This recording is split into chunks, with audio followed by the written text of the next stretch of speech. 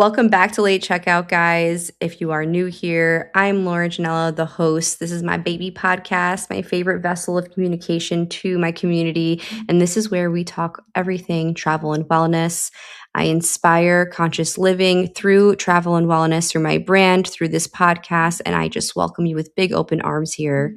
Today, we are going to talk about nervous system and nervous system dysregulation.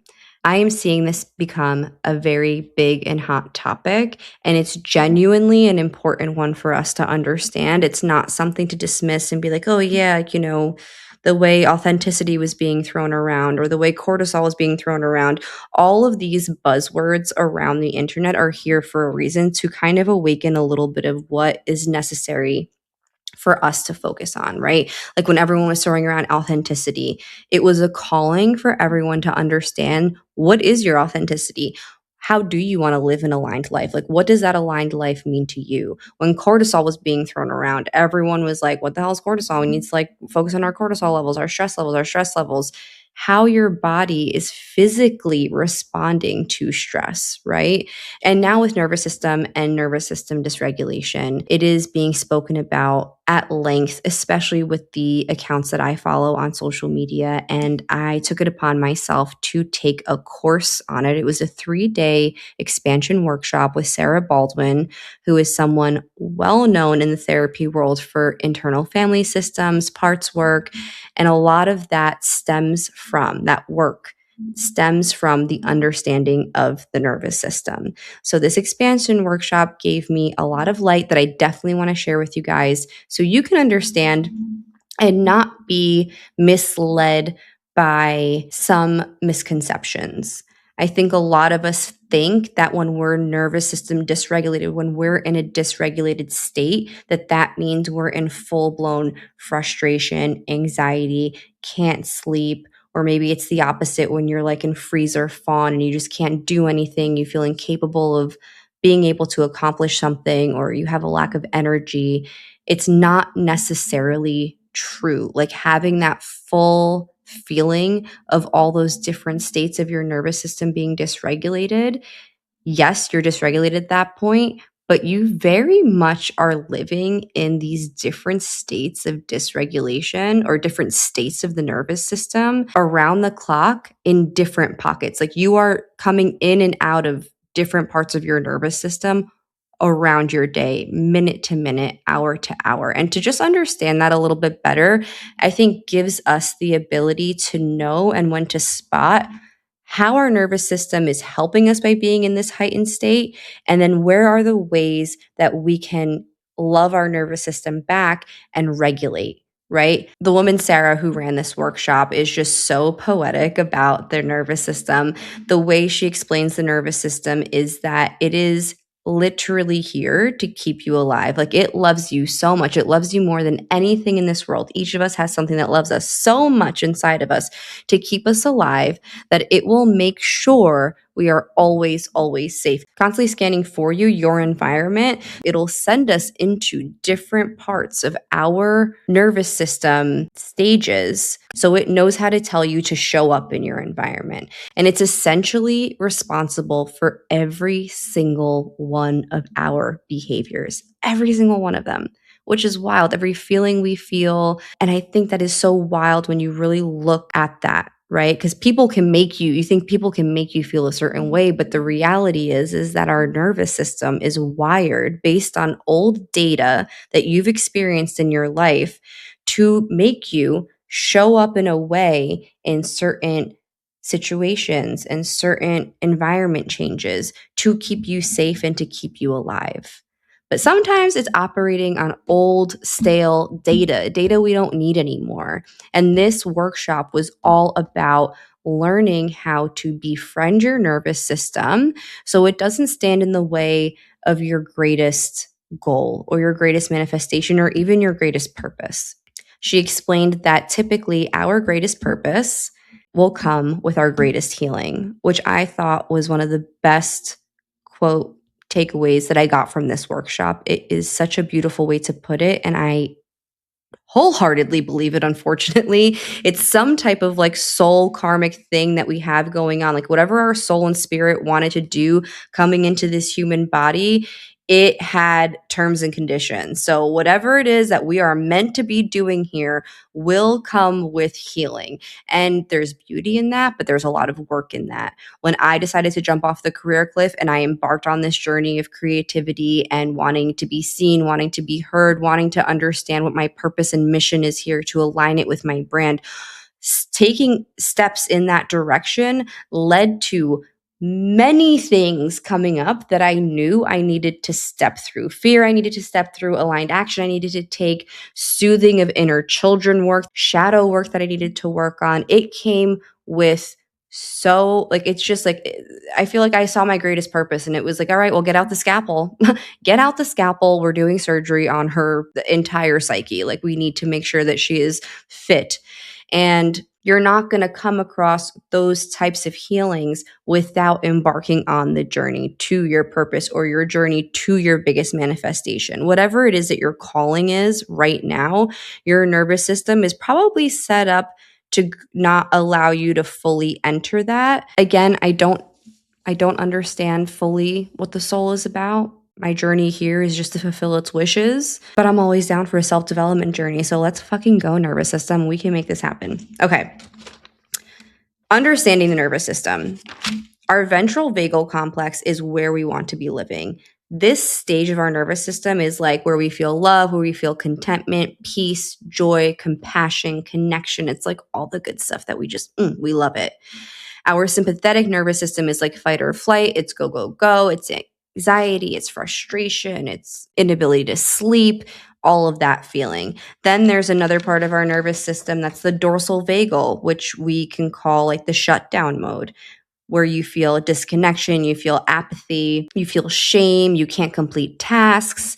And then one of the last is the freeze stage, which is like the deer in headlights. You can't move. It is one of those stages where you feel like you have to do all these things, but you can't. Anxiety met with a feeling of incapability. It's a weird stage, but we've all experienced it in some capacity. So just naming these stages, I'm sure you're already thinking, oh yeah, I've felt that before. Oh yeah, I know where I'm feeling that.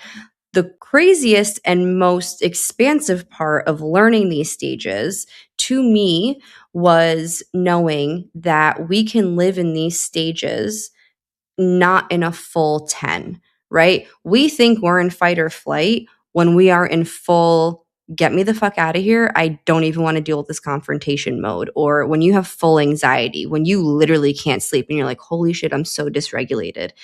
Actually, your nervous system will put you into a little bit of fight or flight. It'll give you like a 1 on the scale to even be getting tasks done because it is the go, go, go mode. It is the burst of energy. So when she was explaining this, I'm thinking to myself, like, yeah, in the morning, I'm in that sympathetic state, just trying to get my kids out the door, to get them fed, to get their teeth brushed, to get their lunch boxes made, to get them to school, and then to bring the baby back and to get the baby fed and to get him to nap.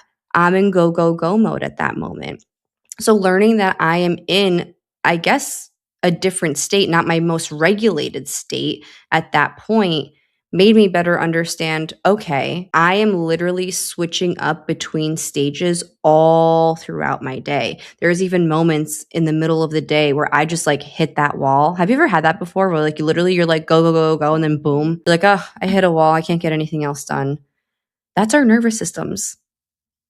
I don't know what triggers that or what brings it onto the nervous system is like, okay, we're in this state now, but it's literally helping you survive. It's literally turning things on to allow you to get through your day. So when you start seeing the responsibility of your nervous system from every second to every second, every minute to every minute, every hour to every hour, you really start to believe that the life that you're living is the one your nervous system deems to be safe for you. And when you are trying to call something in, when you want something new that you feel unready for, or you feel every time you try to grasp and walk towards that particular thing, something blocks you from it, it's most likely your nervous system acting up because of an old data point from your past trying to keep you safe. It's saying, no, no, no, no, we can't do that. No, no, no, no, no, we can't be seen. Last time we were seen, we were laughed at and made fun of. No, no, no, no, no, we can't do that. Stepping through that fear takes stepping through the fear. It takes befriending the nervous system to like literally have a conversation with it and say, no, no, no, new narrative. We are safe. Don't worry. I got this. We are going to make really big changes by being seen. This is our purpose. We're stepping through with mission. We're stepping through with authenticity. Don't worry. And really bringing it to almost like an inner child connection moment. That is definitely something I want to get in on a different episode, is about inner child work and just how important it is in the many, many different ways. But for this episode, what I want to hone in on is that ventral vagal complex, that goal state, that love, joy, peace, contentment, compassionate state.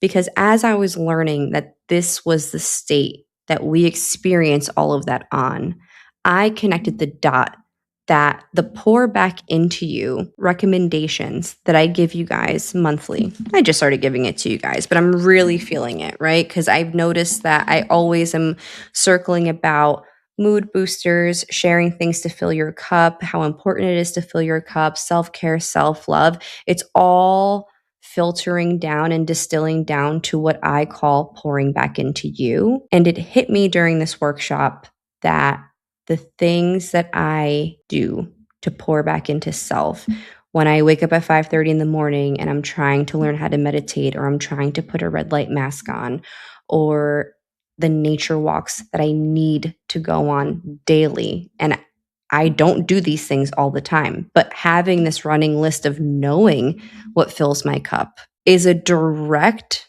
connection to regulating my nervous system. Now, this is not something that I have connected the dots about before, but it's really important for you to have a list and to know how to pour back into self, how to nourish yourself, how to connect with your joy, how to connect with your light. What are the little ways? And it can be really small things, guys. It can be having a slow cup of coffee in the morning. It can be petting your dog, having a good cuddle session with your spouse. It's these small things, breath work, working out, moving your body. People love doing tapping, right? Tapping around your body to like regulate your nervous system. Swaying, holding your heart and swaying. It can be things that are in the therapy world, or it can just be things that just genuinely bring you joy and have nothing to do with focusing on the nervous system. You just need to ask yourself, what lights me up? What makes me feel good? What always makes me feel good? And tap into that and make a list and know that this is your toolbox of ways to regulate your nervous system, to come back to joy, to come back to compassion, to contentment, to peace, to connection. All of that is helping you stay regulated. It's helping your nervous system be nourished to know that when we do these things, we are dropping right into that ventral vagal complex and we are happy, we are joyous, and we are safe. And the more we do that, the more we pour back into you, the more we regulate our nervous systems, the better we will be able to know how to handle when we are in a full state of dysregulation. Because when you try to pull out something from your toolbox when you're in a full dysregulated state, your nervous system will be like, oh, okay, we're trying to be regulated. Maybe it won't work right away, like, just a snap of a finger, but it's like building a muscle. It's like building a bicep. The more you do it, the more reps you do it, the more your body will know it and see it as that safe space and see it as a safe ground and lean right into it. right, the stronger it can be when it comes up in these moments of dysregulation. The biggest takeaways I want you guys to take from today is A, understanding that your nervous system is responsible for every single one of your behaviors, how we show up in conversation, how we show up with our relationships, how we show up in our environment and communities, period. Learn that, know that, and feel it as truth, because you will start noticing your nervous system acting up in situations of adversity, in situations of opportunity. Just take note of it. The second thing is understanding that you can live in different stages of the nervous system all throughout the day. All throughout the day, it's changing. Sometimes you're in sympathetic, sometimes you're in dorsal, sometimes you're in the ventral vagal, sometimes you're in a mix. It's changing all the time just to help you survive. And the more we can kind of eye that, the better off we are to know that we need our nervous systems. We need a little dysregulation in order to survive. But knowing how to avoid extremes and how to nourish that ventral vagal complex is really what's going to help ground you and bring some awareness of how all of this is going down in a physiological way. And third, the most important thing about this episode to take away is that pour back into you equals nervous system regulation. Get your list going. I am always going to be here for recommendations. I'm always going to be here to talk it out with you guys and throw recs at you and share what it is that I am doing to help that. But find the things that light you up. Write 3 things down in your notes app right now that make you happy and see how many times you can do it throughout this week. Make them small things, make them 5-minuters so you actually can make a habit out of it and not go crazy so you don't accomplish it and you don't get that regulation into your schedule. I remember when we moved back from Switzerland in the summer, I had no time for anything in my toolbox, let alone like being regulated was a distant memory when we got back here. We were living with my in-laws for 2.5 months. My son was out of daycare, so we had both boys full time. We were searching for a house. Brian was full-time working. Things were just a mess. I think I got like 1 workout in a week. I barely was doing my TBM. I just didn't have the time. I didn't have the personal space. I didn't have any structure to my days. And I was so used to prioritizing those pour back into self things throughout the week that I really was like a fully dysregulated shell of myself.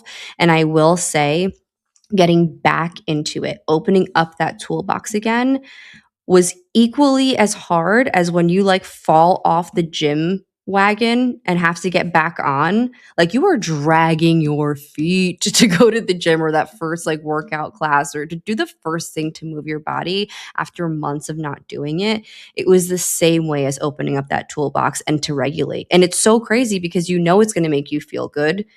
You know it's pouring back into you and you actually feel like your cup is a little bit filled and you have some more fuel in the tank to keep going. But for some reason, when you're first doing it, like feet drag, like you need to push yourself into it. But it is one of those things that once you start, just like the gym, and you get into the swing of it, you can't go without. It's the days that go by that you end up not having the time, or the days that you skip that you can't actually fit it in, where you notice the absence of it. And then you're like, oh no, hell no. Tomorrow I'm going for that walk. Tomorrow I am having that slow coffee. So please take some time for yourself. You deserve it. You deserve to nourish yourself. You deserve to nourish your light, and you deserve to regulate. So I hope this was helpful, guys. I'll see you guys next time. Ciao, ciao.